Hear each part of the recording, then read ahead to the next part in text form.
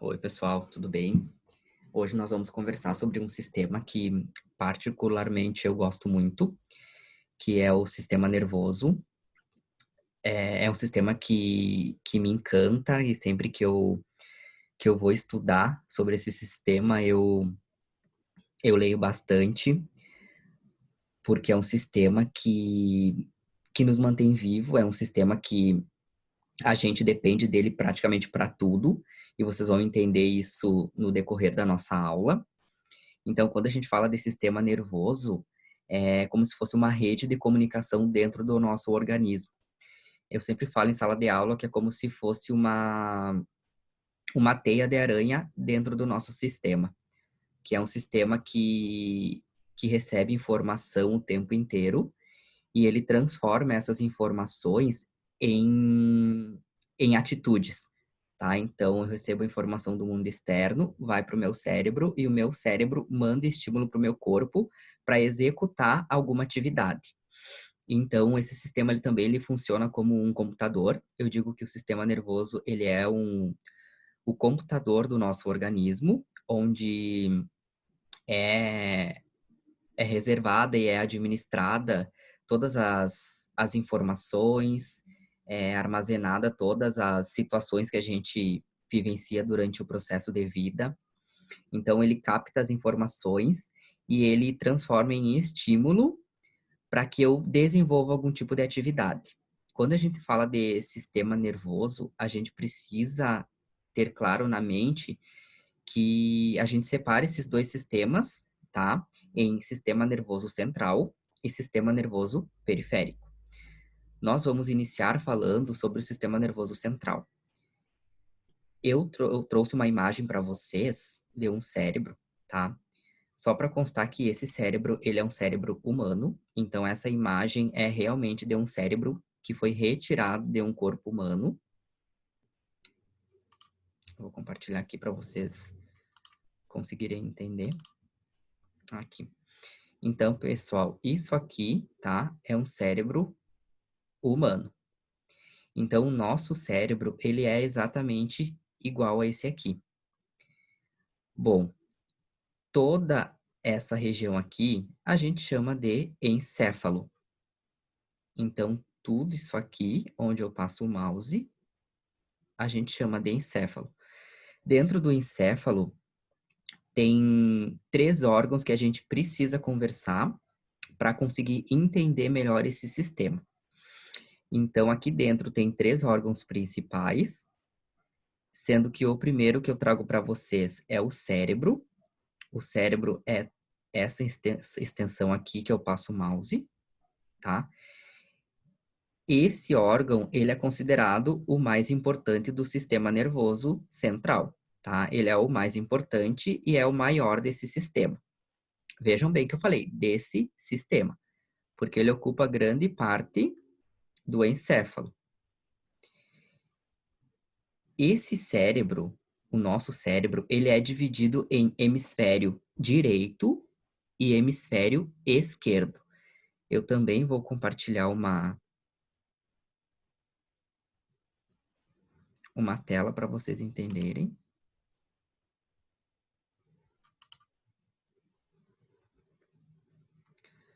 Ó, esse aqui é um cérebro visto de cima.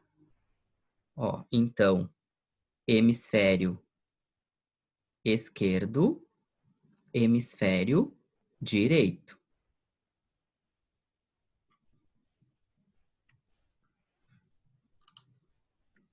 Lembrando que esse aqui também é um cérebro humano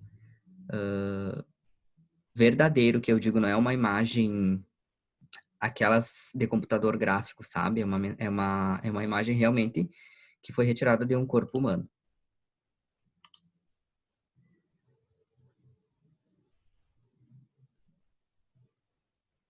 Eu acho que eu não consegui, não compartilhei aqui. Deixa eu mostrar para vocês. Ah, agora sim. Ó. Então, aqui é uma visão vista de cima de um cérebro, tá?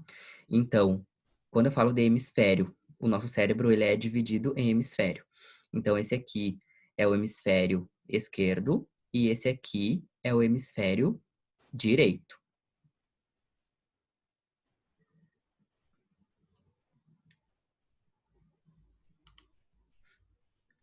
Voltando lá pro cérebro principal. Então, aqui, cérebro eu falei. O cerebelo. O cerebelo, pessoal, é essa parte aqui, ó. Essa parte aqui a gente chama de cerebelo. E essa região, esse órgão aqui dentro do nosso cérebro, ele é responsável pelo nosso equilíbrio. E o equilíbrio que eu falo é no sentido de eu conseguir caminhar em linha reta. Então, se alguma coisa aqui no cerebelo, nessa região, não está funcionando adequadamente, eu não vou conseguir manter meu equilíbrio, ou seja, eu não vou conseguir caminhar em linha reta, tá? Então, o cerebelo, que é essa região aqui, ele é responsável por manter o meu equilíbrio. Quando eu falo de tronco encefálico é essa parte aqui, ó. Essa parte, a gente chama ela de tronco encefálico. Essa região do cérebro, ela controla os movimentos de atividade vital, tá? Quando eu falo de movimentos de atividade vital, é principalmente o movimento respiratório, os batimentos cardíacos, os nossos reflexos, tudo é computadorizado aqui no tronco encefálico. Então, no tronco encefálico, esse tronco encefálico ele recebe informação e ele vai me enviar um estímulo. Quando eu falo de reflexo, um exemplo claro disso, eu estou caminhando na rua, no meio de um vendaval, estou caminhando e eu enxergo que vem uma placa em minha direção, tá? Voou uma placa de algum lugar e está vindo em minha direção. Qual é o meu reflexo nessa situação? Eu vou desviar dessa placa. E isso acontece em fração de segundos. Então, quando acontece essa reação do meu corpo, que eu consigo reagir rápido, isso é processado aqui no tronco encefálico, que isso é um reflexo, tá? Então, outra parte que eu preciso falar para vocês que é importante dentro do sistema nervoso central é o córtex cerebral, tá? No córtex cerebral, o que que é o córtex cerebral? São essas dobras que tem aqui no cérebro, ó, que parece como se fosse uns caminhos, umas estradas dentro do nosso cérebro. Isso aqui a gente chama de córtex cerebral. E quais são as situações que são estimuladas nessa região? Então, aqui no córtex cerebral acontece o pensamento, a nossa visão, audição, tato, o paladar e a escrita. Então, todos esses sentidos, eles iniciam aqui nessa região. Por isso que é importante a gente falar, pessoal, que eu disse que é um sistema que realmente me encanta, porque se um paciente ele desenvolve uma morte encefálica, não tem o que a gente possa fazer, tá? Então, quando o paciente ele é diagnosticado com morte cerebral, não tem como trazer esse paciente de novo. Então, morte cerebral realmente é uma morte que termina o ciclo vital dessa pessoa. Então, por isso que a maioria das doações de órgãos, elas são feitas em pessoas que têm morte cerebral, porque o cérebro ele para de funcionar. Mas as outras partes do corpo estão funcionando perfeitamente. Então, por isso que, na maioria dos casos, as pessoas, elas doam os órgãos, tá? Os familiares, eles assinam um documento para esses órgãos serem doados. Principalmente se falando de morte encefálica ou morte cerebral.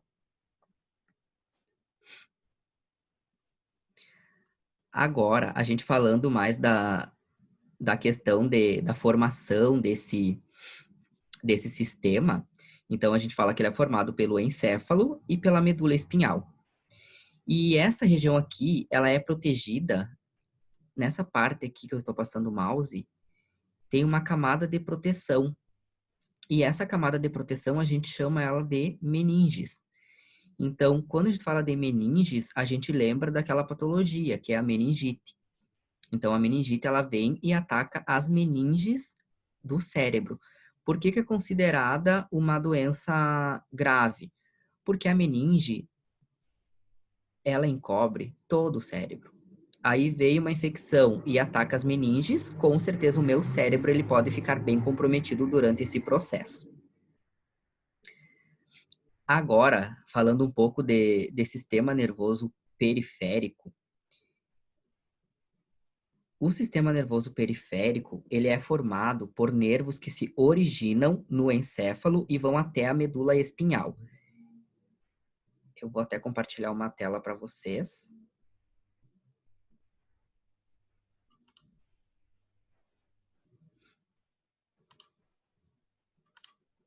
Aqui. Pessoal, aqui, ó. Então, isso aqui, tá?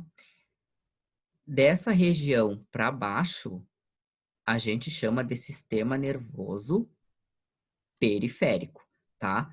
Daqui para cima, sistema nervoso central. Lembrando que esta parte aqui, dos nervos cranianos, a gente já considera sistema nervoso periférico. Então, quando a gente fala de nervos cranianos, eles são 12 pares, tá? São 12 pares que saem do encéfalo. Então, 12 pares, ó, que saem do encéfalo. Isso a gente chama de nervos cranianos, que estão presentes no sistema nervoso periférico. A função desses nervos cranianos é transmitir mensagem sensorial ou motora. Quando eu falo de transmitir mensagem sensorial, são os sentidos. Vocês podem ver que eles estão bem na frente da nossa face, esses nervos, ó. Então, os sentidos, basicamente, principalmente o olfato, ocorre nessa região, tá? Por isso que eles são responsáveis pelos estímulos sensitivos. Os nervos raquidianos são esses aqui. Então, os nervos raquidianos, eles são 31 pares e eles saem da medula espinhal. Ó, medula espinhal, nervos raquidianos. Lembrando que os nervos cranianos são 12 pares. Os nervos raquidianos são 31 pares que saem da medula espinhal. Os nervos raquidianos, a gente fala que eles têm função mista. O que é função mista? É quando eles recebem estímulos motores e sensoriais. Então, eles participam da minha função motora, mas também eles participam da minha função sensorial, tá?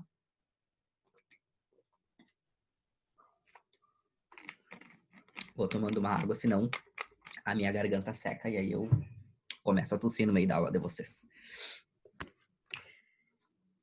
Continuando, então, na questão do sistema nervoso periférico, o sistema nervoso periférico, ele é dividido em dois, tá? Então, quando a gente fala de sistema nervoso periférico, a gente fala de o sistema nervoso somático e o sistema nervoso autônomo, que também eu trouxe uma imagem para conseguir explicar para vocês.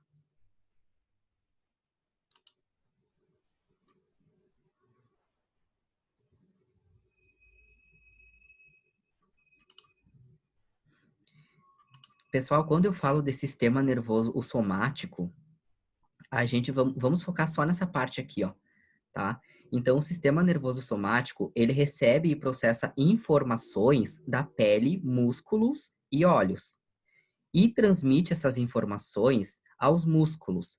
Então, de uma forma bem simples, o sistema nervoso somático, ele atua na nossa movimentação muscular. Então, a gente pode até anotar no caderno.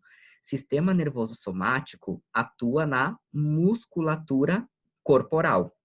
Então, atua diretamente nos meus músculos.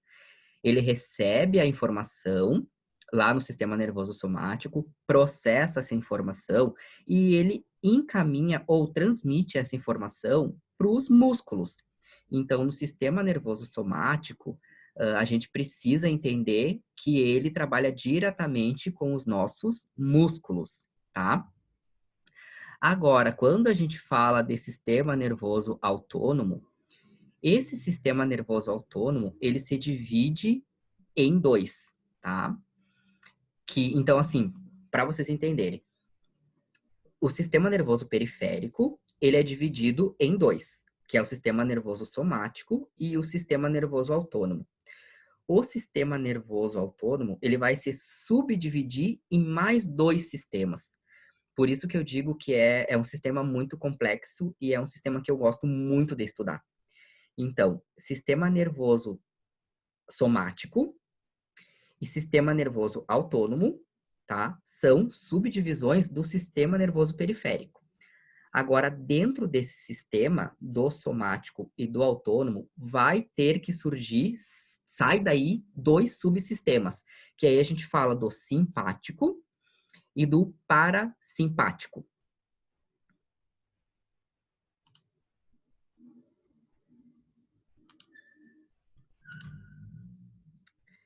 Aqui. Então, no sistema autônomo, sai duas subdivisões, tá? Que é o sistema nervoso simpático, que é esse aqui, e o sistema nervoso parasimpático. Eu achei esse esquema incrível para o entendimento de vocês, porque é um esquema que é muito didático. Então, é só vocês lerem esse esquema que vocês conseguem entender perfeitamente o que eu vou falar. Então, dentro do sistema nervoso simpático, a gente tem as respostas do quê? A resposta ao estresse e à dor. Então, aqui, ó, no sistema nervoso simpático, acontece a dilatação da pupila, inibe a salivação, relaxa os brônquios, acelera os batimentos cardíacos. Essa parte aqui dos batimentos cardíacos é importante eu falar para vocês, porque assim, ó, o simpático, ele estimula, tá? Ele estimula o meu corpo em alguma situação de estresse. Se eu estou com muito medo, se eu estou ansioso, o que vai acontecer? Eu vou começar a tremer, vou ficar nervoso, a minha voz vai ficar trêmula. Isso são situações que o meu corpo mostra que eu estou em uma situação de estresse. Então, o sistema nervoso simpático, ele é responsável por causar essas sensações no meu corpo. Então, aqui, ó, acelera os batimentos cardíacos. Então, quando eu estou estressado, o meu sistema nervoso simpático, ele vai fazer com que o meu coração acelere. Por isso que em situações de estresse, eu fico com o meu coração acelerado. Mas eu também tenho o sistema nervoso parasimpático, que ele vai contra essa aceleração dos batimentos. Então, o meu sistema nervoso simpático faz que o meu coração acelere e eu fique em estado de ansiedade, e o meu sistema nervoso parasimpático, ele vai trabalhar contra, ou seja, ele vai reduzir os meus batimentos cardíacos. Então, o simpático estimula e o parasimpático desestimula, tá? Então, um estimula e o outro desestimula a situação. Então, no simpático, acelera meus batimentos cardíacos, estou muito nervoso e o meu sistema parasimpático vai começar a trabalhar e vai ajudar a reduzir os batimentos cardíacos, tá? Então, um acelera a frequência e o outro desacelera essa frequência cardíaca. E isso acontece também com a frequência cardíaca e com a pressão arterial, tá? Se eu estou em alguma situação de estresse, tá? E eu estou com pressão alta, eu estou desenvolvendo uma crise hipertensiva, o meu sistema nervoso simpático, ele vai fazer com que a minha pressão altere, tá? E o parasimpático vai fazer que a minha pressão arterial, ela diminua. Lembrando que isso aqui é uma parte do sistema, tá? O sistema nervoso central atua em algumas partes de aceleração e desaceleração. Lembrando que juntamente com outros sistemas, que é o quê? O sistema digestório, o sistema cardiovascular, tudo isso trabalha em conjunto. Então, quando eu falo de pressão arterial, nesse caso, é para vocês entenderem o simpático e o parasimpático. Claro que a pressão arterial ela vai muito além do sistema nervoso central. Eu preciso trabalhar outros sistemas para entender realmente o metabolismo dessa patologia, tá? Mas, basicamente, vocês precisam ter em mente que o simpático, ele acelera e o parasimpático desacelera algum tipo de situação. E são essas aqui, ó. Pode ver, ó. Inibe as atividades do intestino e, do outro lado, estimula a atividade do intestino. Aqui, relaxa a bexiga e o parasimpático contrai a bexiga. Então, lembrando que sempre um é antagonista do outro, tá? Quando eu falo de antagonismo, é que um faz o serviço contrário do outro, para ficar bem claro e bem didático para vocês entenderem.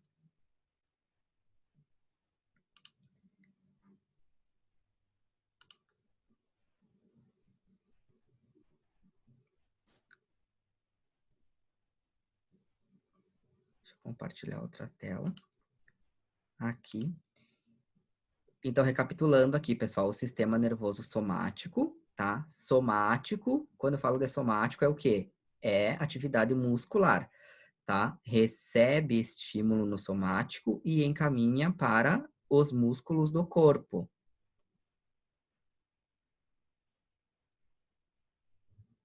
E o periférico, sistema nervoso periférico, divide-se em dois: o somático e o autônomo, tá? Lembrando que no somático são as ações voluntárias, então é tudo que eu quero fazer.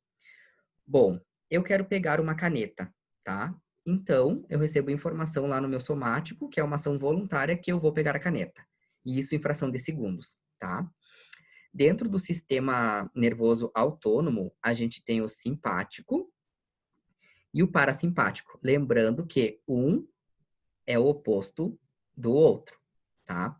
Eu vou liberar para vocês também mais alguns vídeos que mostram o funcionamento desse sistema nervoso através de imagens, que é mais fácil de a gente entender e vai auxiliar vocês mais na construção desses conhecimentos relacionados ao sistema nervoso, certo?